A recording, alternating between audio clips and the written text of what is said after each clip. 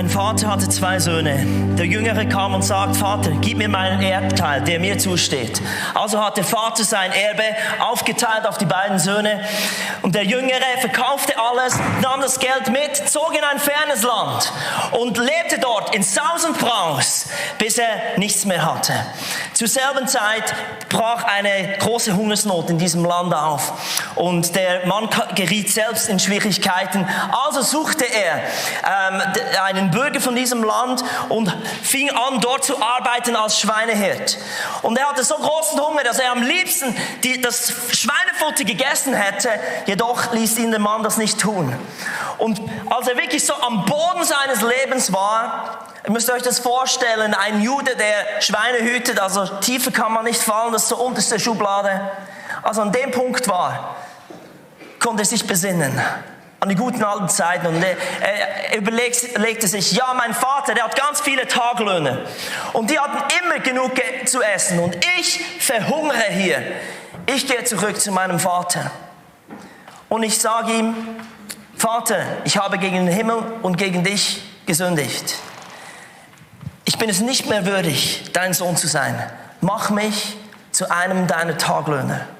Und er machte sich auf. Und von weitem sah ihn der Vater schon und er rannte ihm entgegen. Und er fiel ihm um den Hals. Er küsste ihn. Und der Sohn machte einen Schritt zurück und sagte, Vater, ich habe gegen den Himmel und gegen dich gesündigt. Ich bin es nicht mehr würdig, dein Sohn zu sein.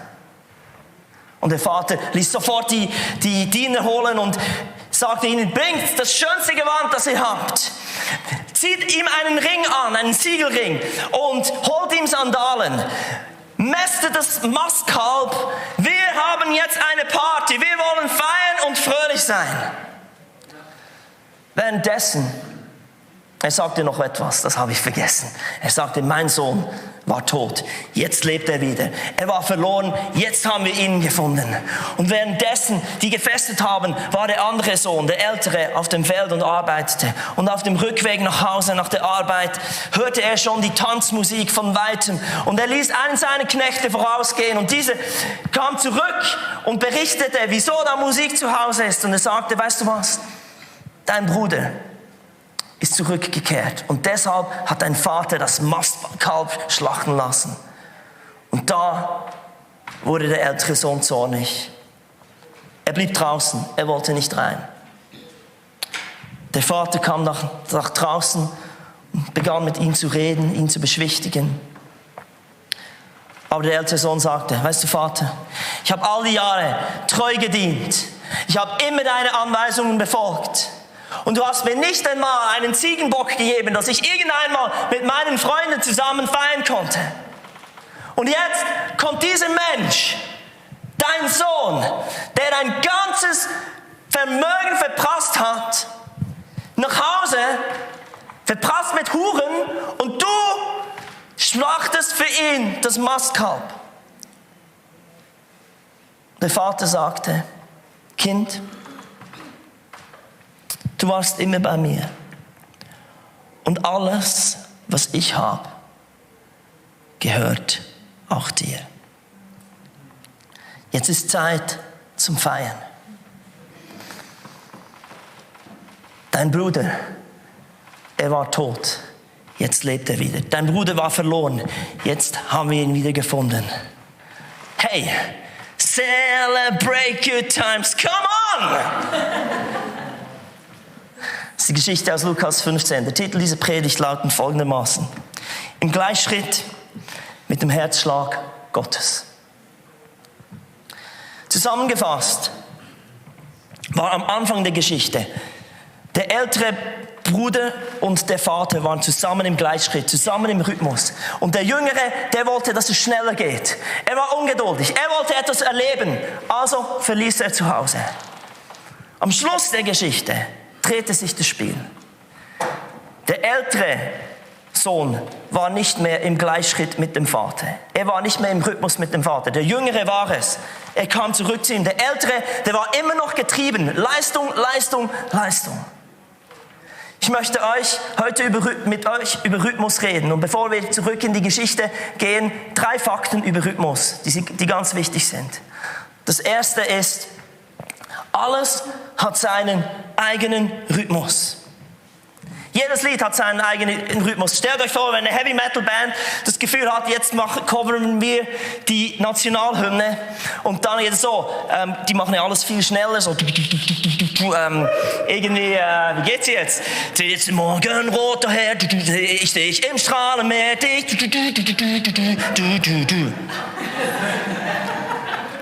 Man kann nicht einfach etwas seinen eigenen Rhythmus aufzwingen. Alles hat seinen eigenen Rhythmus. Das Zweite, was ihr auch wissen müsst über Rhythmus, ist, der richtige Rhythmus fühlt sich immer gut an. Ich habe ein Lied geschrieben für Zeltner Weihnacht, das heißt «Eine Krippe im Stall». Und das habe ich so geschrieben. Ich habe mir das so vorgestellt, wie es aussieht, und ich habe das so mit Geigen gehört, mit Streichen, und das war so «Eine Krippe im Stall ist Gottes schräge Wahl», genau. Schon vergessen, Weihnachten ist zu lange her. Und dann hat mein Produzent gesagt, Dan, ich dachte, dein Album heißt Viel Fun und Heilige Bim Bam. Das kann doch nicht so eine lahme Ente sein, dieser Song. Ich ging nach Hause und dann statt so Krippen im Stall, habe ich das Tempo verdoppelt. Und dann war es, die Geigen haben dann und dann war es Krippen im Stall. Und plötzlich hat der Rhythmus, und dieses Lied ist plötzlich aufgeblüht, und ich muss ehrlich sagen, es ist eines meiner Lieblingslieder auf dem Album. Der Rhythmus, wenn der richtige Rhythmus findest, dann blüht es auf. Und das Dritte, was ich euch sagen möchte, und bevor ich es einblende oder sage, machen wir einen kurzen Test. Ihr da die Hälfte, ihr macht Folgendes mit. Come on. Boom, Jack, boom, boom, Jack. Genau. Macht weiter. Und die andere Hälfte, ihr macht Folgendes.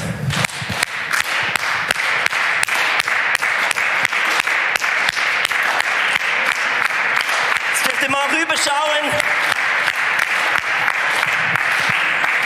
Ihr seid schneller geworden. Das ist die dritte Lektion. Danke. Die dritte Lektion über Rhythmus ist, wir lassen uns vom schnelleren Rhythmus immer mitreißen. Wisst ihr, das Gleichnis vom verlorenen Sohn sollte eigentlich der Herzschlag Gottes heißen. Es sagt viel mehr über Gott, den Vater, aus, als über den Umweg, der der verlorene Sohn gemacht hat. Und es ist so wichtig, dass wir im Leben verstehen, was eigentlich der Herzschlag Gottes ist. Und ich kann es euch sagen, was der Herzschlag Gottes ist. Es ist Geduld. Der Herzschlag Gottes ist Geduld.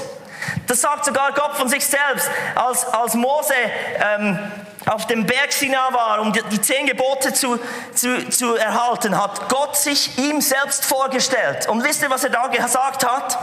Ich bin der Herr, der barmherzige und gnädige Gott. Meine Geduld ist groß.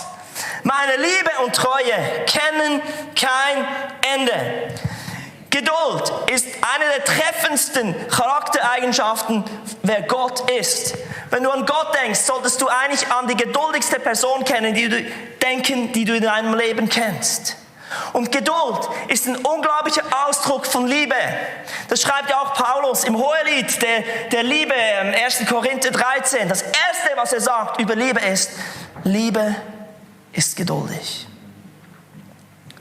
Liebe oder Geduld ist ein unglaublicher Ausdruck von Annahme, wo man sagt, weißt du was? Ich nehme dich so an, wie du bist. Du musst nicht besser sein. Du musst nicht noch schneller sein. Du musst nicht erfolgreicher sein. Und gleichzeitig ist es auch ein unglaublicher Ausdruck von Annahme, wenn jemand langsamer ist. So wie jetzt der verlorene Sohn. Mann, der hat einen Umweg gemacht. Der sollte eigentlich an einem anderen Ort sein. Und Liebe, die geduldig ist. Geduld sagt, weißt du was? Dein Rhythmus bringt mich nicht raus. Ich bestimme nicht, wie du dich bewegen musst, wie schnell das gehen muss, sondern ich warte auf dich. Wenn du an Gott denkst, den Herzschlag Gottes, dann denk daran, er ist einfach unglaublich geduldig.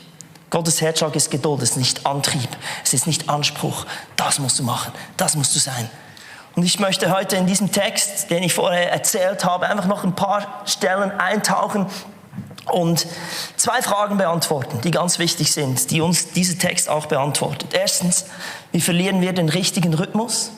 Und zweitens, wie finden wir den richtigen Rhythmus? Denn jeder von euch hat einen Rhythmus. Und etwas vom größten Problem, womit wir kämpfen, ist, dass wir immer wieder versuchen, einen anderen Rhythmus zu gehen. Und dann haben wir all den Stress und es macht uns fix und fertig. Und Gott sagt, weißt du was, ich möchte, dass du gemäß meinem Herzschlag lebst. Dass du im Gleichschritt mit meinem Herzschlag bist. Also, ich möchte noch kurz beten. Herr, ich danke dir, dass du heute durch diese bekannte Geschichte, die viele von uns schon so oft gehört haben, dass du zu uns persönlich sprichst. Dass uns etwas neu aufgehen wird, wer du bist. Und Herr, danke, dass wir in einen Lebensrhythmus kommen, der gesund ist, der gut ist, in dem wir aufblühen. Denn dein Herzschlag für uns ist wunderbar. Amen. Wie verlieren wir den richtigen Rhythmus? Erstens, durch Vergleichen. Ich lese jetzt nochmals ein paar Stellen aus dieser Geschichte, aus diesem Gleichnis. Ein Mann hatte 2 Söhne. Der Jüngere sagte zu ihm, Vater, gib mir den Anteil am Erbe, der mir zusteht. Da teilte der Vater das Vermögen unter den beiden auf. Wenige Tage später hatte der jüngere Sohn seinen ganzen Anteil verkauft und zog mit dem Erlös in ein fernes Land. Dort lebte er in Saus und Braus und brachte sein Vermögen durch. Wisst ihr, der Jüngere ließ sich von dem, was er in der Welt beobachtete, reizen. Er verglich, was andere haben und was er nicht hat. Und das Ding ist, wenn wir immer in die Welt schauen, was andere haben und was ich nicht, dann merken wir, dass wir eigentlich zu langsam unterwegs sind. Und dann müssen wir endlich schnell handeln. Das hat der jüngere Sohn gemacht. Er ist schnell, das Erbe, er konnte nicht warten.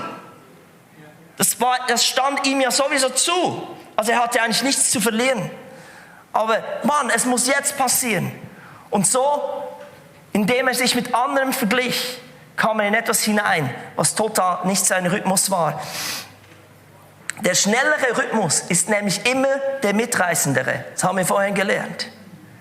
Das, was andere gehen und das, was andere erreichen, das reißt dich mit und du hast dann das Gefühl, das sollte auch mein Rhythmus sein. Ich liebe, was es in 1. Johannes 2, 16, 17 steht. Die Welt ist erfüllt von Gier der Triebe und Sinne, von der Gier der Augen, vom Prahlen mit dem Geld und Macht. Das alles kommt nicht vom Vater, denn unser Vater ist was? Geduldig. Sondern gehört zur Welt. Die Welt vergeht und mit ihr die ganze Lust und Gier. Wer aber tut, was Gott will, der wird ewig leben. Also wenn wir im Herzschlag Gottes sind, dann wirst du richtig aufblühen und du wirst weiterkommen, als du eigentlich denkst. Je mehr ich auf das blicke, was andere haben, umso mehr komme ich in den Stress. Umso mehr tut es etwas mit mir, was ungesund ist. Ich erlebe das jedes Mal, wenn ich zum Beispiel bei jemandem zu Hause eingeladen bin und du siehst, wie sie die Wohnung eingerichtet haben und welche Geräte sie haben und denkst, das bräuchte ich auch noch und wow, die können sich das leisten und all das Zeugs. Ist das gesund? Nein, sicherlich nicht. Wenn wir uns mit anderen vergleichen, dann werden wir rastlos. Dann setzen wir uns selbst unter Druck. Und vergleichen heißt eigentlich immer, ich komme zu kurz. Du verlierst immer beim Vergleichen. Immer. Und dann passiert Folgendes. Wir merken, dass wir jetzt unser Glück selbst in die Hand nehmen müssen. Jetzt muss ich etwas tun. Ich komme ja zu kurz. Und dann fangen wir einen Rhythmus an zu leben, der total nicht gesund ist, weil wir treiben uns selbst an. Wisst ihr, ich neige auch dazu, zum Vergleichen. Und es tut mir nie gut. Ich habe mir mal ganz bewusst vorgenommen, dass ich keinen anderen Pastoren hier in der Schweiz folge auf Facebook oder Instagram. Ich bin schon befreundet, aber ich folge ihnen nicht. Weil jedes Mal, wenn ich sehe, was die posten, habe ich das Gefühl, wir als Gemeinde, bei uns geht es nicht vorwärts. Weil die posten ja immer das Gute. Und das tut etwas so Ungesundes mit mir und dann mache ich Stress hier in der Gemeinde und dann merkt ihr, dass es nicht gesund ist. Wisst ihr, das Leben, ich habe mir mal das so vorgestellt, jedes Mal, wenn ich mich anfange zu vergleichen, dann stelle ich mir einfach vor, ich bin in einem 400-Meter-Lauf, so auf dieser roten Bahn und ich bin auf der Innenseite. Das heißt, alle anderen starten vor mir. Weil die müssen einen längeren Weg machen als ich. Und einfach, was ich zu tun habe, ist, ich bleibe in meiner Linie. Denn es ist gerecht. Es ist gerecht. Auch wenn die Vorsprung haben, wenn ich in meiner Linie bleibe, dann ist meine Kurve kürzer. Und nach der ersten Kurve bin ich immer noch hinten rein. Nach der zweiten schon ein bisschen weiter. Nach der dritten schon fast dort. Und nach der vierten bin ich auf Siegeskurs. Ich bin ja ein Zeltner und die Zeltner sind die schnellsten. Das war mal eine Predigt. Vergleichen bringt dich aus dem Rhythmus. Und ich möchte einfach sagen, Gott ist unglaublich geduldig.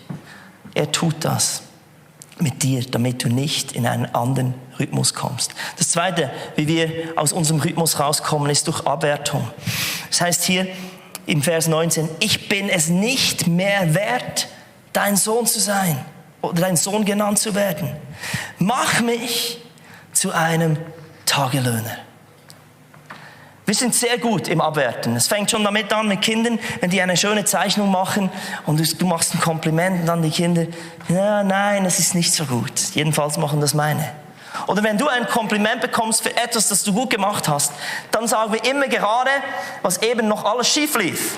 Irgendjemand auch so? Oder bin ich der Einzige? Also dann kann ich auch zu mir predigen. Ist gut. Man findet immer, man wertet sich ab. Und wisst ihr, wieso ich das mache und wieso wahrscheinlich auch du? Weil du kriegst mehr Aufmerksamkeit, wenn du dich abwertest, als wenn du etwas tust, das einfach okay ist.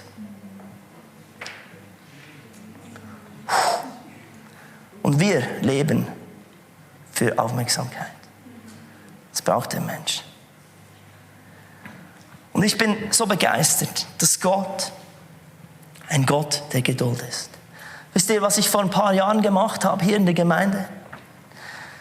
Jedes Mal, wenn neue Leute kamen, ich habe mich immer entschuldigt für den Gottesdienst bei ihnen. Es ist oft passiert, dass ich gesagt habe, hey, wir wären im Fall viel mehr, die sind einfach heute nicht gekommen. Oder gesagt, hey, wir haben im Fall ein besseres Worship-Team, es war einfach, heute waren viele nicht da. Wisst ihr was? Ich habe mich für das geschämt, was jetzt war, weil ich in der Zukunft lebe. Ich habe nicht die Geduld mit dem, was jetzt ist. Und etwas, was ich absolut liebe an unserem Vater, weil es sein Herzschlag ist. Er sagt, weißt du, das, was jetzt ist, das ist gut genug. Du bist jetzt gut genug. Wir werten das Sachen ab, weil wir uns dafür schämen. Aber der Herzschlag Gottes ist, ich schenke dir Zeit. Du bist nicht in Zukunft besser, wenn du dann endlich das überwunden hast. Wenn du dann endlich dort angekommen bist, wenn du endlich das gemacht hast, was du dir eigentlich schon lange vorgenommen hast. Er ist ein Vater. Und wenn du dich abwertest, bist du nicht mehr in seinem Rhythmus. Denn er ist stolz auf dich, wo du bist. Wäre ja falsch, wenn ich einem 3-Jährigen solche Ansprüche stelle, wie ich einem Teenager die Ansprüche stelle. Tobi, räum dein Zimmer auf. Das kann ich ja nicht sagen. Der sollte das dann auch machen. Das Dritte, wie du aus dem Rhythmus, aus dem Herzschlag Gottes rauskommst, ist durch deine Überheblichkeit. Jetzt schauen wir noch den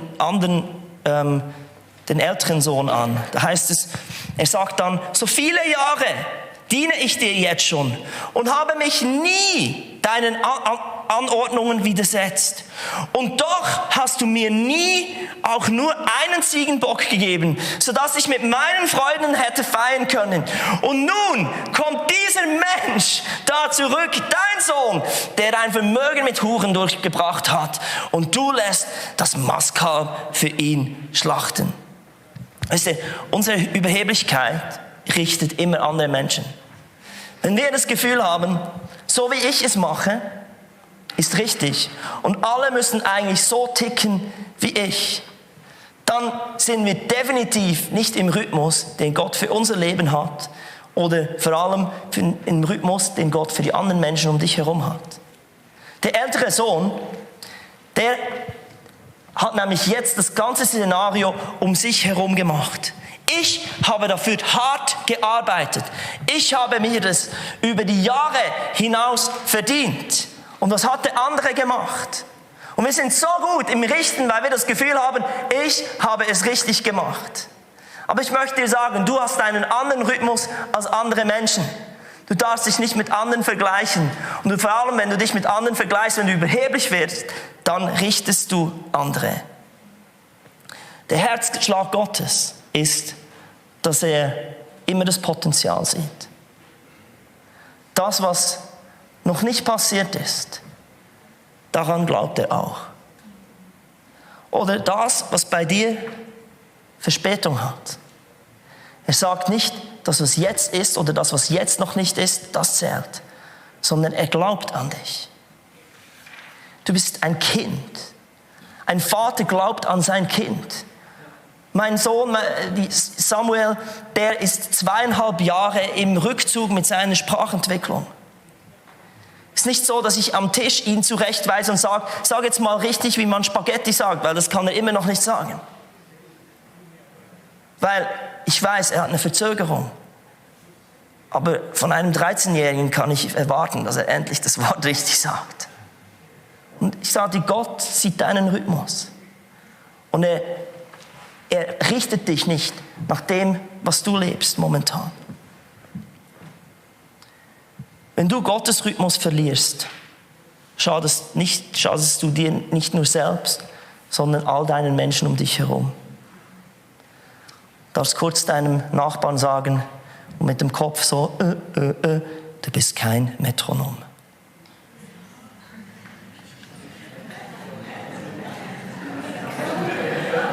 Das alte Metronom, das so hin und her. Viele von uns haben das Gefühl, ich gebe den Takt an. Du bist kein Metronom, es ist der Herzschlag Gottes. Und was bedeutet der Herzschlag Gottes? Geduld. Etwas, was wir ja nicht haben. Oder viel zu wenig. Geduld. Wir kommen zur zweiten Frage. Jetzt muss ich mich sputen. Wie finden wir denn den richtigen Rhythmus? Erstens durch Umkehr. Jetzt kam er zur Besinnung, das ist der jüngere Sohn. Er sagte sich, wie viele Taglöhner hat mein Vater und alle haben mehr als genug zu essen. Ich dagegen komme hier vor Hunger um. Ich will mich aufmachen und zu meinem Vater gehen und zu ihm sagen, Vater, ich habe mich gegen den Himmel und gegen dich versündigt. Ich bin es nicht mehr wert, dein Sohn genannt zu werden. Mach mich zu einem deiner Taglöhner. Ich möchte dir sagen, wenn du diese Gabe hast, dich zu vergleichen, und ich sage bewusst, es ist eine Gabe, wenn du es schaffst, dich mit anderen Menschen zu vergleichen, dann kann ich dir sagen, bingo, du hast eine der wichtigsten Fähigkeiten, die du brauchst, um erfolgreich zu sein im Reich Gottes. Was nämlich der jüngere Sohn geschafft hat, er konnte sich vergleichen mit dem, was eigentlich der Vater ihm anbot. Und manchmal, wenn wir schauen einfach auf das Falsche, vergleichen ist gut. Vergleichen ist gut. Aber du sollst dich nicht mit Menschen vergleichen, sondern mach mal das Wort Gottes auf und schau mal, was er eigentlich für dein Leben bereit hätte, was seine Zusagen sagen. Damit sollst du dich vergleichen. Und das sollte dich bewegen und das sollte dich wirklich prägen. Du warst nämlich Gottes Idee. Er hatte noch niemand so wie du. Und er wollte jemand wie du. Deshalb schuf er jemand wie dich. Und das ist der Herzschlag Gottes. Er liebt dich. Er wollte dich. Und wir müssen manchmal uns einfach wieder daran besinnen, was eigentlich Gottes Idee war für unser Leben und nicht, was andere sagen.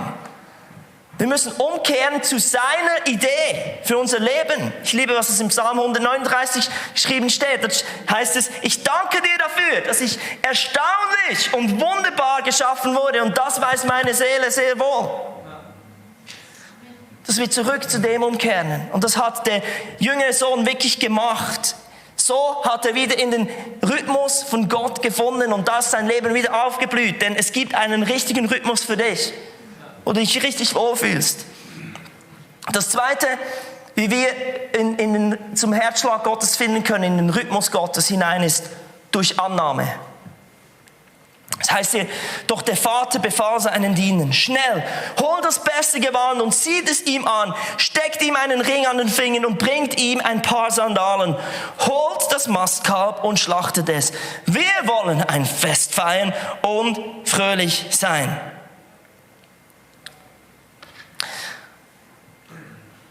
Unsere Trickkiste ist es, wenn wir uns nicht schnell genug entwickeln, wenn wir selbst nicht dort sind, wo wir eigentlich sein möchten, dass wir einfach mehr leisten, damit wir mehr Anerkennung kriegen, damit unser Selbstwert besser ist als die Realität.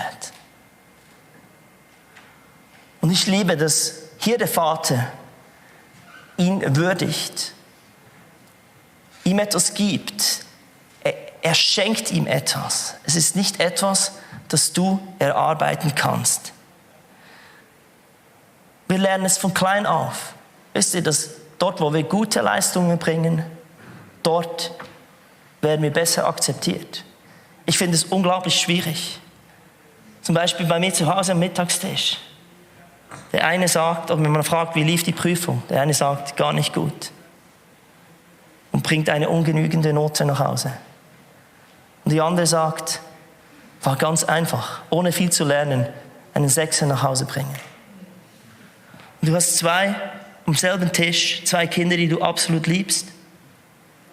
Und der eine, der die schlechte Note gebracht hat, hat doppelt so lange gelernt. Und wie reagierst du als Vater? So, wow, super, tut mir leid. Du willst ja auch das belohnen. Aber gleichzeitig, was rüberkommt, ist nicht, unser Fokus ist nicht auf dem, was geleistet wird, sondern wir würdigen diese Kinder. Ich versuche, dass sie wissen, sie sind geliebt, angenommen, sie zählen etwas, nicht durch das, was sie nach Hause bringen. Und trotzdem, Leistung ist wichtig, auch im Reich Gottes. All jene, die sagen, ich muss einfach auf meinem Daddys Schoß sein, meinem himmlischen Vater, und ich muss nichts machen. Falsch! Glaube ohne Werke ist tot. Und ich würde sagen, das zweitbekannteste Gleichnis von Jesus ist das Gleichnis von den Talenten. Und da wird derjenige belohnt, der auch etwas machte mit seinen Talenten. Also Leistung zählt, auch bei Gott. Aber wisst ihr was? Das Problem ist, wenn die Leistung oder die Anerkennung, die durch Leistung passiert, wenn das deine Motivation ist, dann hast du etwas nicht verstanden, nicht das Herz Gottes. Denn er würdigt dich, er gibt dir etwas und wir müssen es nur annehmen. Wir kommen in den Herzschlag Gottes hinein, durch das wir einfach annehmen können, dass wir geliebt sind, dass es etwas ist, was wir nicht verdienen können. Und das Krasse ist, es ist ein Geschenk. Und ein Geschenk sagt immer mehr über den Geber aus, als über den Empfänger. Das, was Gott dir geben will, das kannst du gar nicht verdienen. Wir haben eine unglaubliche Geschichte erlebt jetzt. Wir können in ein Haus ziehen, wir können uns ein Haus kaufen. Unmöglich. Die Bank kann es auch nicht begreifen, dass das möglich ist. Und es sind etliche Leute gekommen, oh Dan, das habt ihr verdient. Und ich muss ehrlich sagen, nein. Nur weil wir 6 Kinder haben, ist schon gäbig, ein Haus zu haben. Aber wir haben es nicht verdient. Es ist ein Geschenk.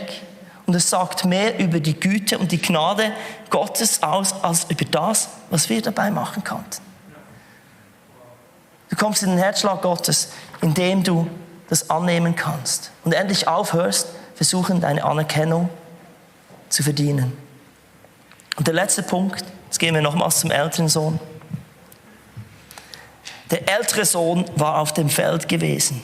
Als er jetzt zurückkam, hörte er schon von Weitem den Lärm von Musik und Tanz.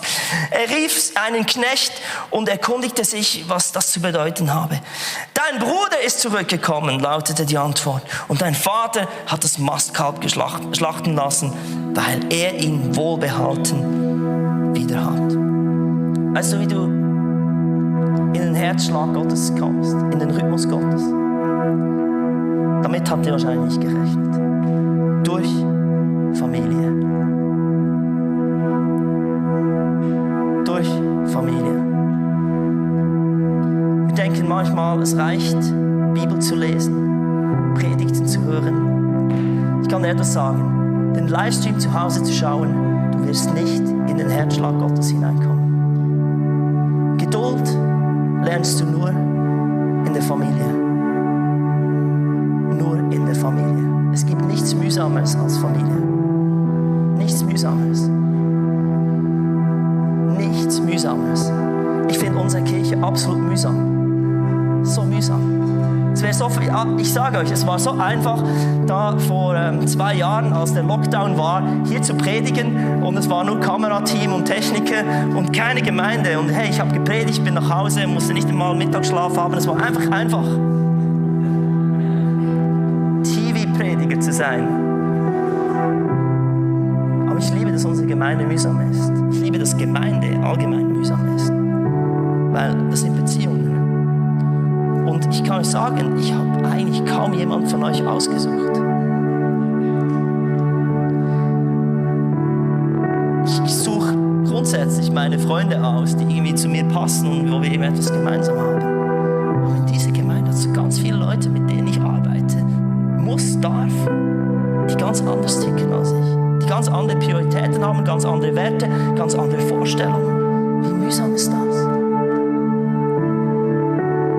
Und ich liebe es, dass Gott Familie braucht, damit wir Geduld lernen. Und der ältere Sohn, der war so auf Antrieb und Leistung und so. Und es brauchte den jüngeren Bruder, der ihn so aufregte, der ihn ehrlich gesagt verletzte, dass er wieder mit dem Vater eins war und nicht seinen eigenen Rhythmus ging.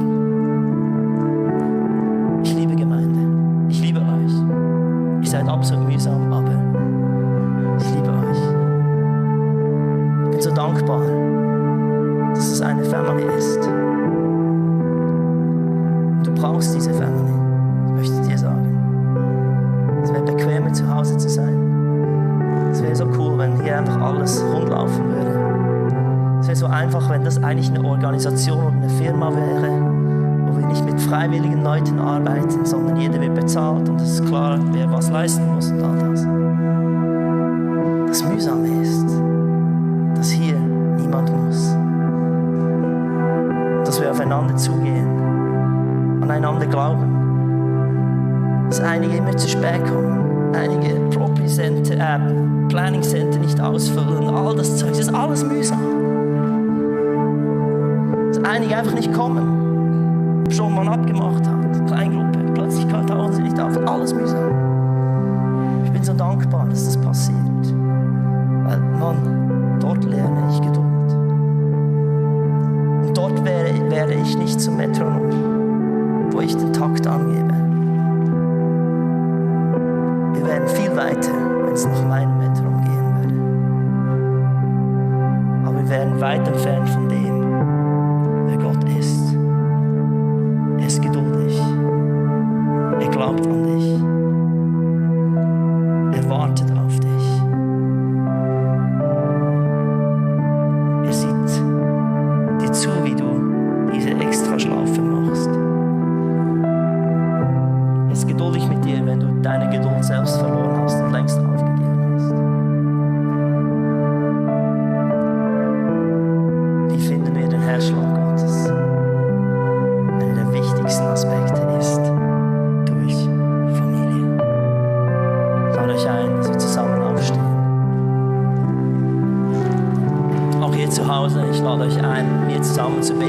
einfach ehrlich vor Gott kommen.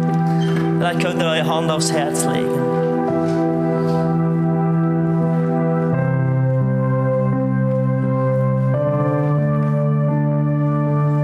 Und Herr, es tut uns leid, dass wir uns immer wieder beeinflussen lassen oder mitreißen lassen von einem schnelleren Rhythmus, von dem, was andere erleben, von dem, was andere vorgeben, von dem, was andere feiern. Aber Herr, es ist unser Wunsch, dass wir nicht einfach auf Hochtouren laufen, dass wir in einem Rhythmus sind, der so ungesund ist, sondern wir wollen nach deinem Herzschlag leben. Und danke, dass du geduldig bist. Wir wünschen, weiter zu sein. Wir wünschen uns, besser zu sein. Wir wünschen uns, mehr erreicht zu haben in dieser Zeit, die wir bisher hatten. Aber das ist für dich nicht entscheidend. Ich möchte euch zusprechen, dass ihr im langsamer gehen etwas von Gottes Größe und Güte erlebt. Ich spreche euch einen unglaublichen Frieden zu, dass ihr euer Rennen dürft, auch wenn es so aussieht, dass ihr zuhinterst rennt. Ich spreche euch den Mut zu, dass ihr auf eurer Bahn bleibt und erlebt, wie der Herzschlag Gottes, der langsam ist, aber stetig und eine Orientierung gibt, ein Rhythmus gibt Orientierung. Dass ihr erlebt, wie der Herzschlag Gottes, seine Geduld in all euren Kämpfen einen Takt angibt.